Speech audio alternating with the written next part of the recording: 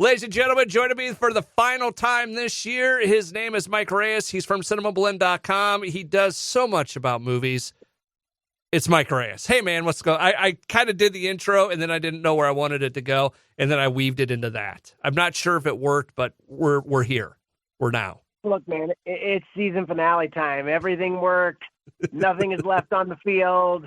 A lot of clues for next year's happenings. We'll see what happens. You know what? You say that, and you know how many times I've heard that over the last couple of days? I've been watching a lot of college football because it's bowl season, and there's a lot of teams that it is the final game of the year. They've got nothing to lose, so it's, going for it on fourth down, running weird plays, playing people you don't usually play and stuff. It's kind of crazy.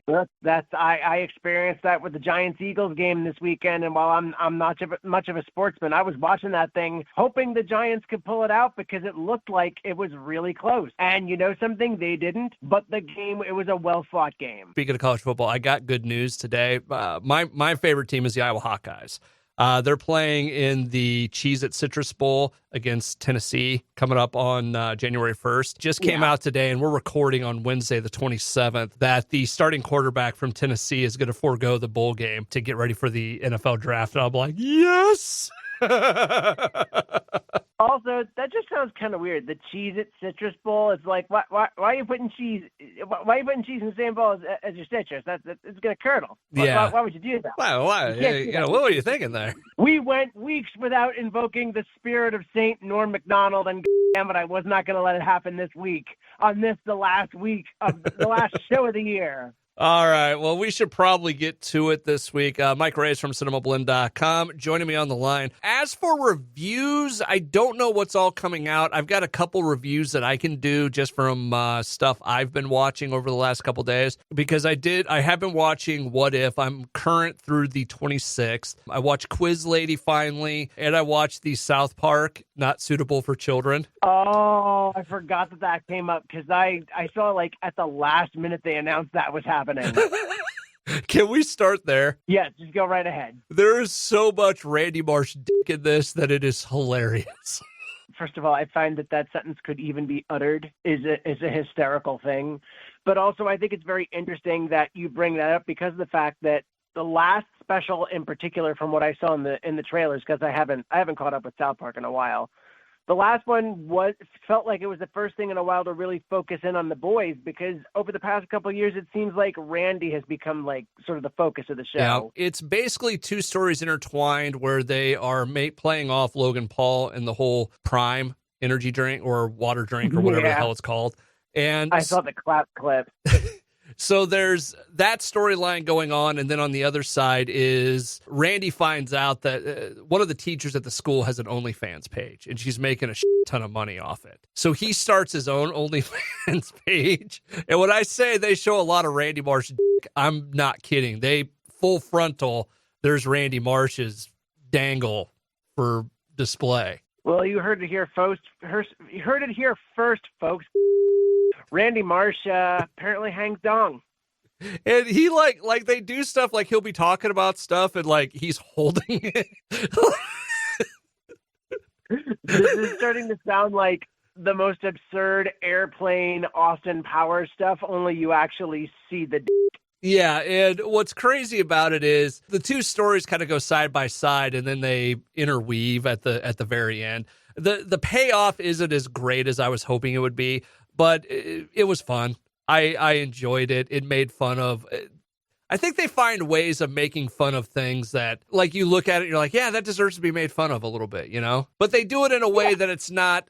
I don't know how to explain it properly. They mock things in a certain light that when it's done, I agree, when it's done right, the way that they mock things it can definitely play both sides of the issue, and sort of that used to be their thing, that they used to play both sides of the issue and come away with like a lesson that everyone could learn.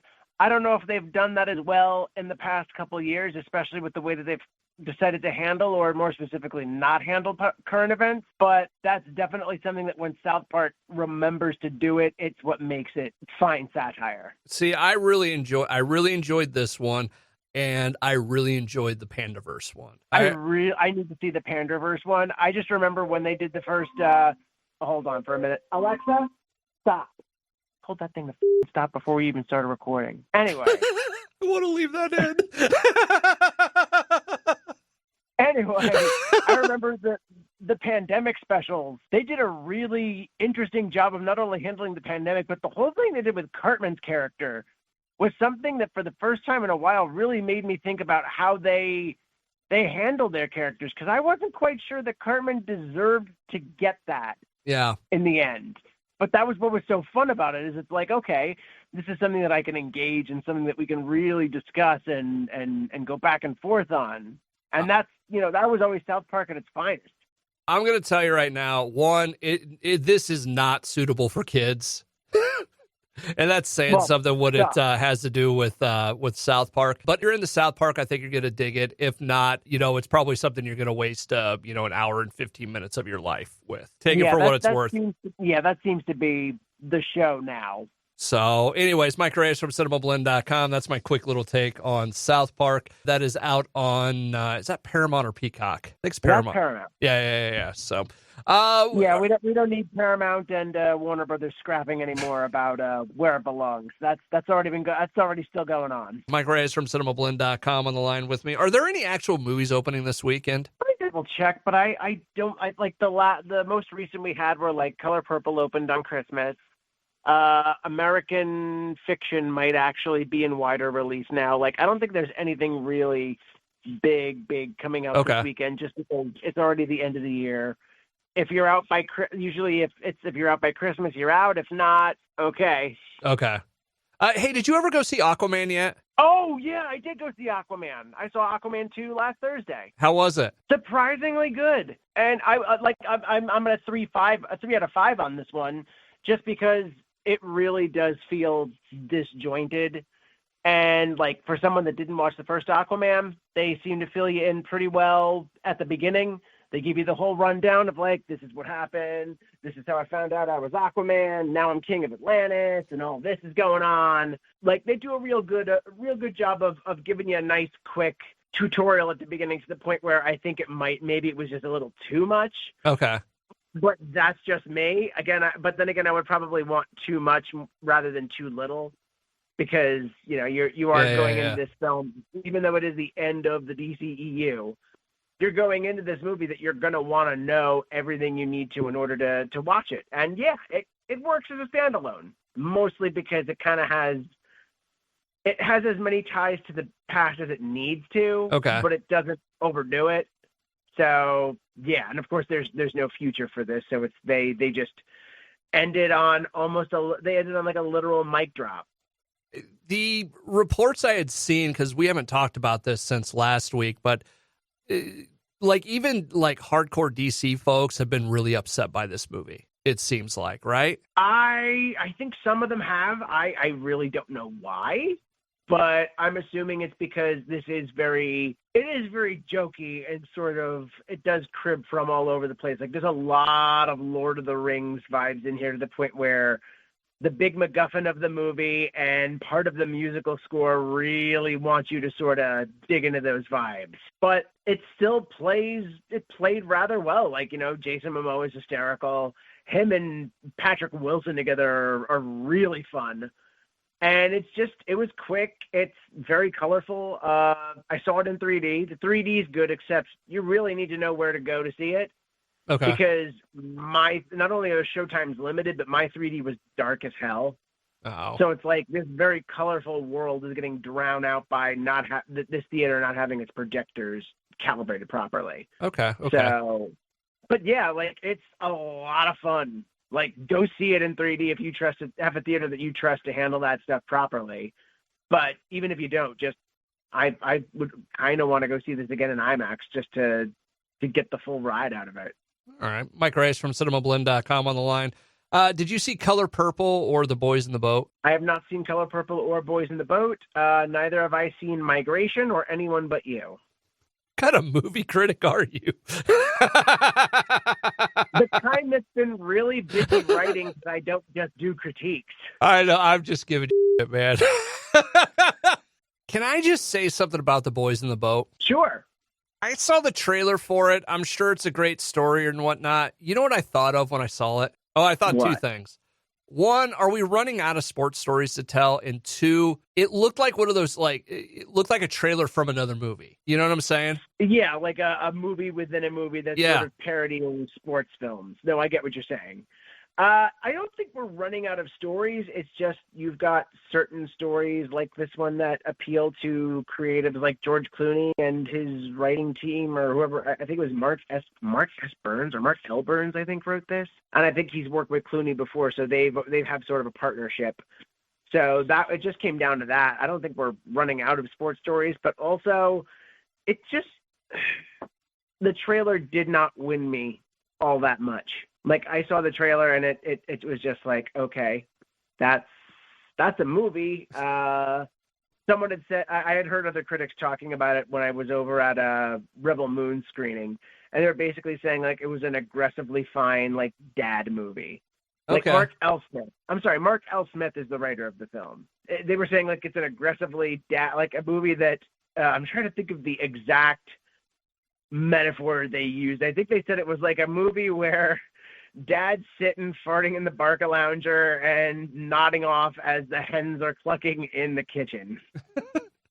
Yeah, I don't know what it was, but I just saw it. I'm like, really? This is the movie we're going to tell? The rowing movie? And again, I'm sure it's a wonderful story. I'm sure it's, was important at the time and all this, but it was just a sports story. I'm like, really? Did we need a movie about this? Yeah, I mean, well, yeah, I'll see it eventually. I just don't know when, because like I said, that George Clooney has kind of disappointed me as a director lately, because I think his previous film before this was The Midnight Sky, which went to Netflix and was just, you made a sci-fi movie into something that I thought was dreadfully boring and not fun at all. And that takes a lot. And that is the person who also wrote this movie. So now I'm really worried. And I remember at the beginning of his directorial career with Confessions of a Dangerous Mind, I remember thinking, I said some really cruel things to my friends about how much I did not like that movie that I will not repeat on air. But, he seemed to get better with stuff like Good Night and Good Luck and The Ides of March. And, he kept doing really great acting stuff like Syriana and Michael Clayton, Up in the Air. And then it just feels like, I never saw Leatherheads, but I've heard it's like a good, fun romp. And I haven't seen Monuments Men, which I've heard varying things about that too. But I don't know, man. Yeah, like I said, it was really one of those, I'm like, did we really need this? So anyways, I don't want to spend too much time on it. Mike Reyes from Cinemablend.com on the line with me right now. A couple things that kind of came out TV-wise, and I know you haven't seen it, but the new season of What If is out on Disney+. It's probably the best stuff Marvel's done in a while. I wouldn't doubt it, because when I finally caught up on season 1 of What If, that blew me away. But I'm not gonna sit here and blow smoke. I'm not, like, I like it, but I don't love it. Gotcha. Why that? We were talking earlier today, and when you bring up like, clearly Robert Downey Jr. is not in it, Scarlett Johansson not in it, and that sort of thing. So you have different voices, and some of them are close. But what takes me out of it is, like, there is a timing or a how they do snark or, a certain thing where it's like, okay, that doesn't sound anything like them. So when you come up, like, there's an episode where Jeff Goldblum is the curator, or what the hell was his name? Oh man. On Sakaar, the kind of kooky. The game master, not the game master. Anyways, he was that character, and you had him doing that. And, like, he's kind of like half-assing it, and you've got, whoever's, being Tony Stark trying to do the snark and the humor and all that. And it's like, okay, I like this, but it's not quite there, The Grandmaster. The Grandmaster, yes. So I don't know. It's just one of those, it's weird to me, Like, I like it, but I don't, like, there's parts of it that take me out of it. I haven't watched it yet. I know it's running until the 29th, and they've been doing like an episode each night since the 22nd, I want to say. Yep. So, I mean, that's something cool to look forward to. Again, gotta fit it in my schedule somehow. Mike Reyes from Cinemablend.com on the line with me right now. I know that you haven't seen the movie, but can we talk Saltburn? Sure. I know it's currently available on Prime Video, which is one that I'm definitely looking to watch, because I know it just dives into the WTF pool head first, and I'm so glad I haven't had it spoiled for me. So I tried reading about it, and yes, WTF is probably the best way to sum it up. But I love the TikTok before and after Saltburn videos that are going around. Oh boy. And it's a lot of people, and I don't know how they would have done it, but they have no idea what they're getting into, and then they come out of it, they're like, "Oh my God." Yeah, especially because it's been in theaters for some time now. It's not like it's not like one of those ones where you miss a screening and that's it. Like, it went public. Yeah. Yeah. And now it's streaming, so now a lot of people are going to get their hands on it. You know what's driving me nuts about it, though? What? There is a song that they're using on TikTok for it. And it's a song that I remember the song from when I first started on TikTok, and it was like they synced it up with a Japanese anime video, and I can't remember what the name of it was, and I can't find it, and it's driving me bonkers. So I'm like, I remember when you used this song on something else. Apparently it's in the movie. So that is maddening. It's like when I was there's like a period of time where I was trying to figure out I eventually figured out it was the Penguins of Madagascar theme. But there was a song stuck in my head, and it's like, what the hell is that song? And it's like, oh. Eventually I figured it out. It's like, that's dumb of me. Yeah. So, Mike, as we do start to get towards the end of this week, was there any other big stories this weekend or from this past weekend or this week that we've kind of missed or need to talk about? Did you watch the Doctor Who Christmas special? I did not. I have not gotten to that yet. It's good. I'm still iffy on Russell T Davies being back, but I'm not gonna completely. I'm in for at least another couple episodes because they're not all gonna be written by him. Okay. Like, there's gonna be other writers, and it's not like it's usually he does the Christmas special, he does the season the premiere, and then the finale. So I'm looking forward to seeing what other writers come to the table and bring in. And even with Russell T Davies still very much being Russell T Davies in this episode, it's good. Okay. Yeah, it's just one I haven't made my way through yet. So you'll have plenty of time. It's the new season. I don't think starts until the spring. So you'll have, and it's not too Christmassy. Like, it just takes place on Christmas. Okay. So it's not like it's gonna feel weird watching this in like a couple months' time. Although The King's Message apparently beat the Christmas episode in the UK TV ratings. What's The King's Message? Well, basically, that every Christmas, the King or Queen of England does like their message of, Happy Christmas, message of inspiration, don't judge me for being a horrible person. If I'm a horrible person. Perfect. Mike Reyes from Cinemablend.com on the line with me right now. All right, as we get towards the end of this week, I forgot.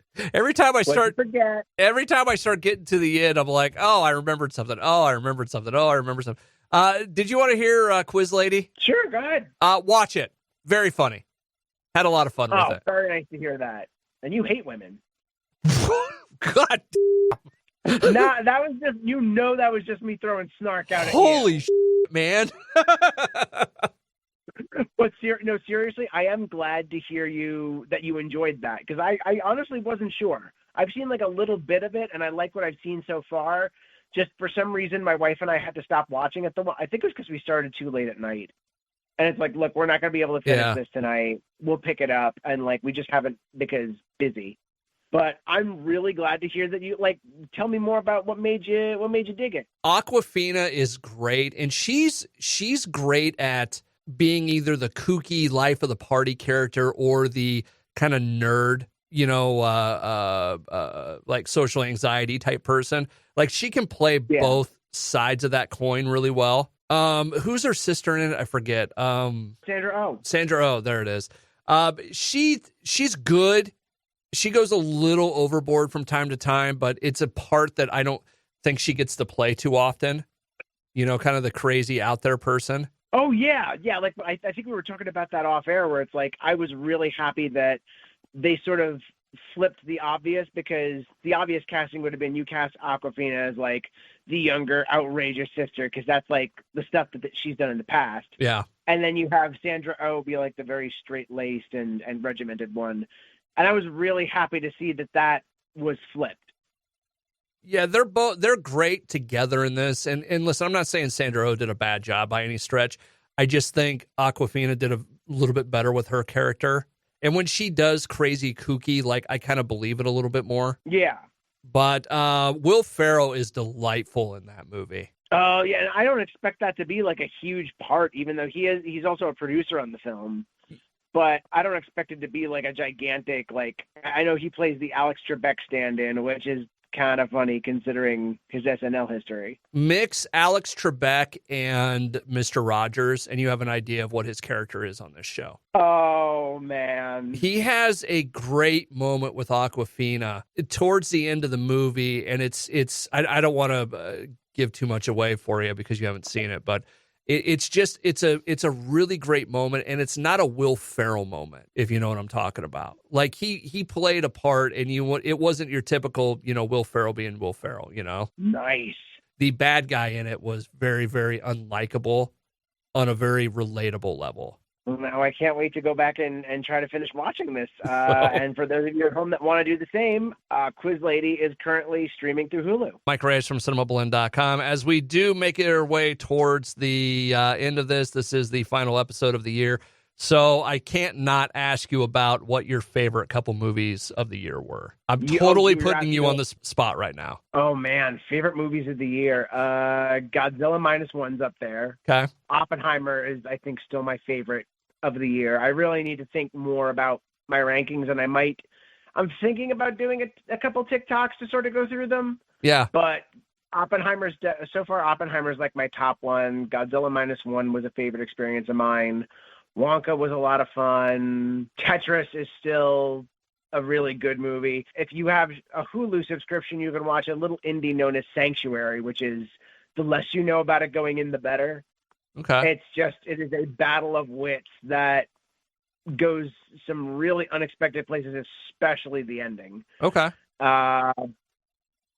Yeah, those are some of the highlights that I can think of right now, just sort of quick and dirty. Like, I really do need to get my list together. You're fine. I just was thinking about that. Like, I just pulled it up on, like Wikipedia, the movies of 2023, and I was like, oh, I've actually seen a couple of them, because highest grossing, according to them, on 12/27 is Barbie at number 1. What do you think number 2 is? I don't know, because I want to say Oppenheimer, but I don't know if it's still Oppenheimer. Oppenheimer's in the top 5. I don't know. Go through. Okay, I knew Barbie was number 1, but what else we got? Super Mario Brothers, the movie. Oh, right, because that was the first movie this year to make $1 billion. Spider-Man Across the Spider-Verse was 3. Guardians 3 was 4, and Oppenheimer was 5. Wow. Followed by... I'm kind of surprised. Yeah, I mean, this is just, domestic gross. Yeah, did we talk about Barbie? That I saw it yet? I don't know. I thought we did. Last week, because that was the whole like messaging discussion that we had. Yeah, because I asked you the question of, I was like, I liked it, but I don't get why it's so popular. Yeah, we did talk about it. Okay. Oh, yeah. Yeah, we did. I liked Super Mario Brothers. I liked Spider-Man. Guardians was really good. I have not seen Oppenheimer. Ant-Man and the Wasp is on there at number 7. I still have not seen John Wick, and the Taylor Swift Eras tour was number 10 on it. So, John Wick was another one I really loved from this year. Not to laundry list some of these, but some of the ones I remember you talking about, like Megan, that was January this year. Oh man, so wild. Again, I'm just kind of going through this quick. Knock at the Cabin, was that one you liked? I can't remember. Knock at the Cabin was good, yeah. Okay. I did like that one. Dave Bautista especially I liked in that one. Cocaine Bear. Oh, long hail Cocaine Bear. Elizabeth Banks, from the bottom of my heart, thank you for Cocaine Bear.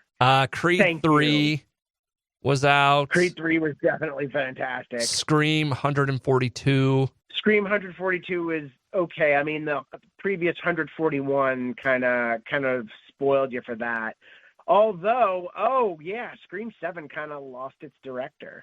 Yeah. Yeah, that was another piece of news I forgot to mention because they had lost their leads earlier. What do you think was the most disappointing movie of the year? Ooh. Not bad, just you were disappointed by it. That's the distinction I was trying to brace myself for, because I will tell you that one of the worst experiences I had with a movie this year is a little horror film called Skinamarink. Which I can barely call a movie, because how do you call a movie where nothing happens and you see nothing happening a movie? Yeah, I would agree. Sorry, I'm reading this list as I go, and I'm like, oh, forgot this movie came out. Oh, this movie came out. Like Transformers, there was a Transformers one. The Flash. Transformers was good. Flash is one of the most Flash I would think is maybe my most disappointing, because you went through all of that effort to get Michael Keaton back. You went through all of that effort to keep Ben Affleck as Batman, and you go through all of that effort to do nothing about the Ezra Miller problem, and this is the thanks we get. This on J. Robert Oppenheimer's internet is the best that you can give us. Extraction 2 was out. I loved it. I still got to get into the Extraction movies. Yes, you do. No Hard Feelings. Indiana Jones. There was an Indiana Jones movie this year. Yeah, and that was another one of my greatest disappointments. Mission Impossible: Dead Reckoning Part 1. Which was okay. I think they may have done a little bit too much. They may have just not struck the balance between both parts that they wanted to make. Like, I don't know that, especially because now there's been rumors that they may just change the title altogether and it won't be Dead Reckoning Part 2. It'll be something else. Okay.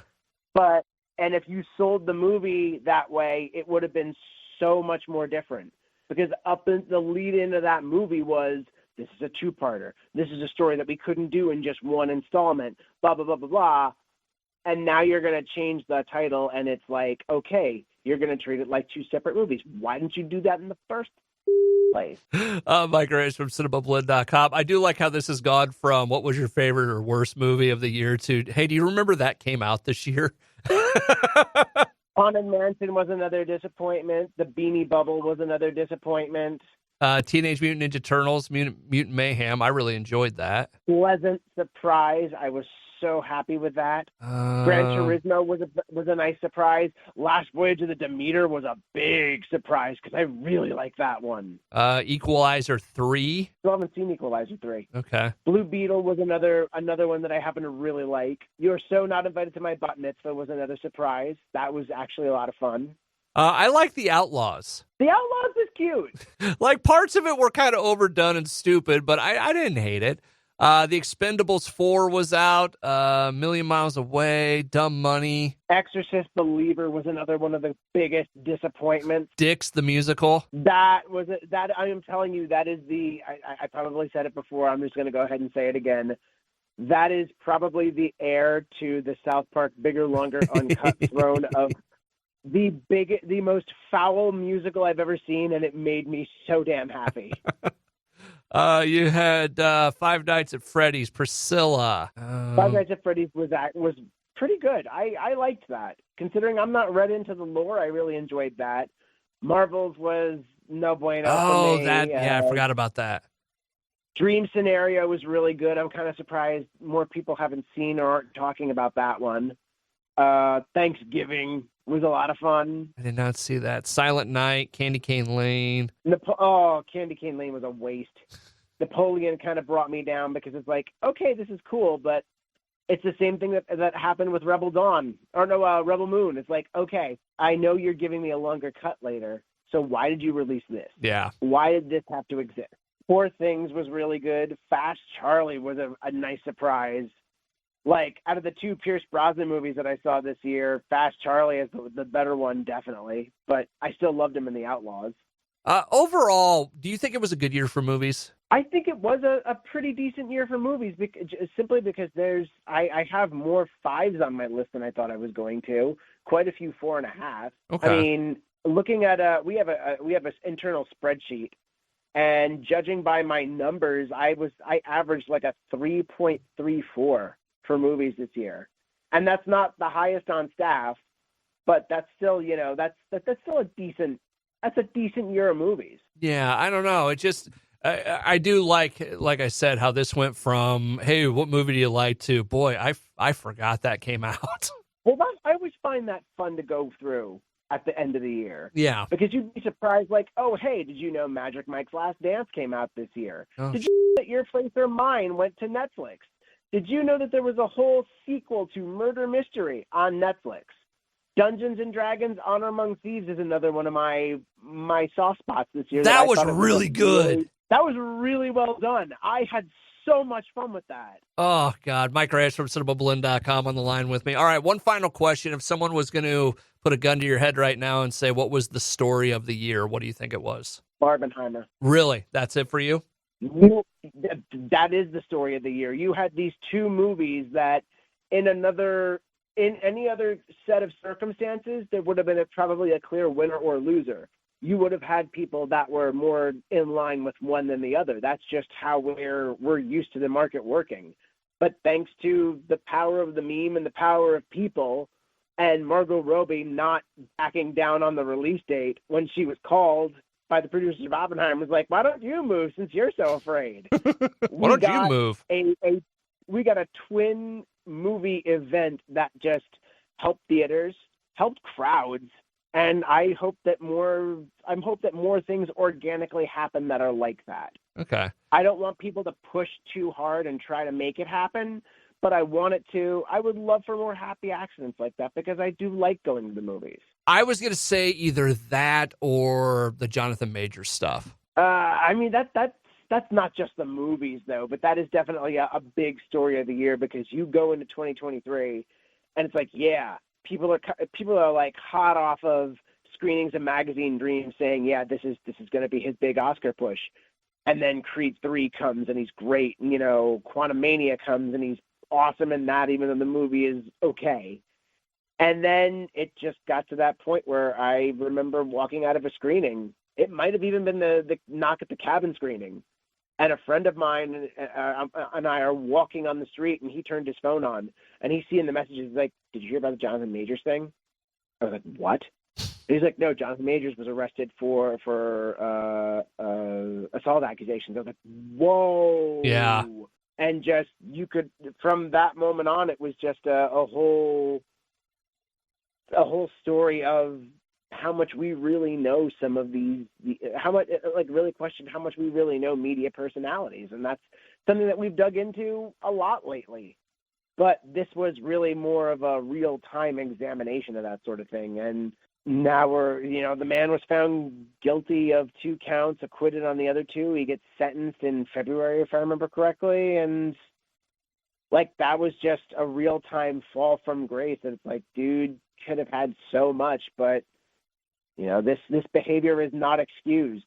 And now that it has been exposed and rightfully prosecuted, that's the repercussions are now being felt. Boy, I kind of feel like we need to find a happy note to end on. It's as if we could have just stopped at Barbenheimer and we would have been fine. I know, right? But yeah, I had to go that extra mile just to get something else in there. Is there anything you're looking forward to in the first couple months of 2024, movie-wise or TV-wise? You know what I'm actually, I don't know if there's stuff that is particularly I'm really looking forward to, but something stupid that I always look forward to is the Super Bowl when they do, because there's always great movie trailers during it. That's not stupid. Although they've eased up on the movie trailers in the past couple of years, but there's usually good commercials. Yeah. There's this every now and then you do get a decent trailer there, but that's not stupid, man. Why would you don't? It's not as big of a deal since since the internet kind of came around, and because everybody shows their ads before the game now. Yeah. But I get excited for that. I'm going through the list right now. Spaceman looks cool. I know you're looking forward to Doom. That does look cool. Or Dune. Oh, Dune Part 2, yeah. I wish they made a proper Doom movie. I'm scrolling through this real quick. Civil War looks interesting. Argyle looks great. The Fall Guy. Fall Guy looks great. I understand why they pushed it to May, but I'm kind of mad because now I have to wait that much longer. Yeah.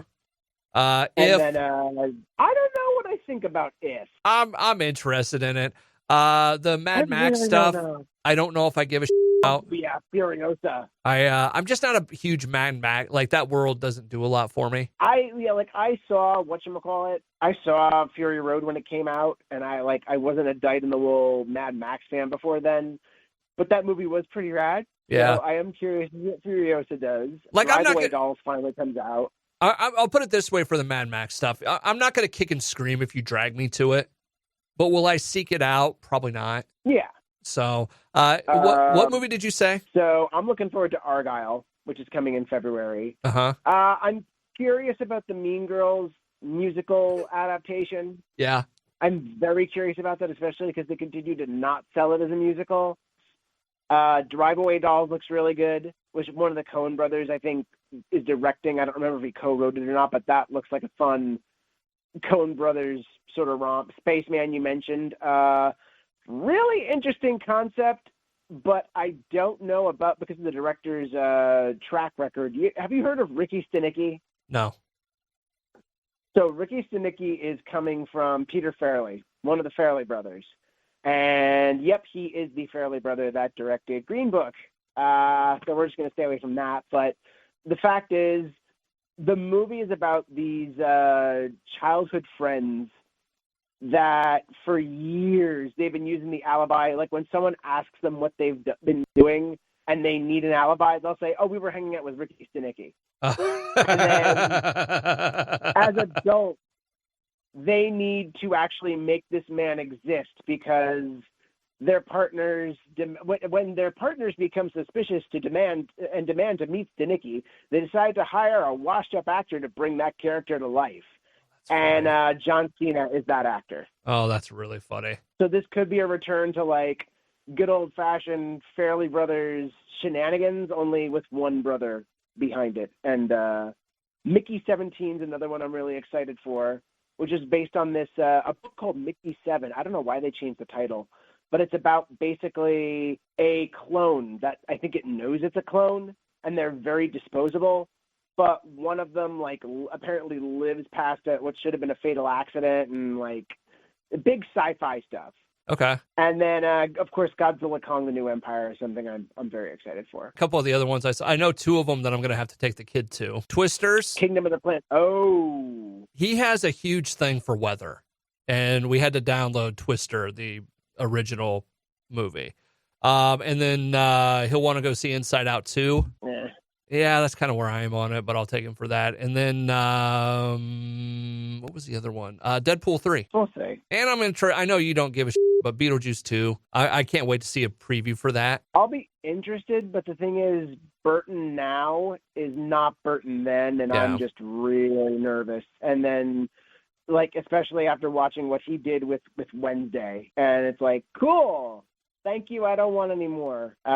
Kingdom of the Planet of the Apes is something I am looking forward to, though. Oh, there's a Gladiator 2 coming out? Yeah. I don't know if it's still set for next year because of the writer-actor strike. And we've also got a 2-part Kevin Costner Western coming to theaters next year.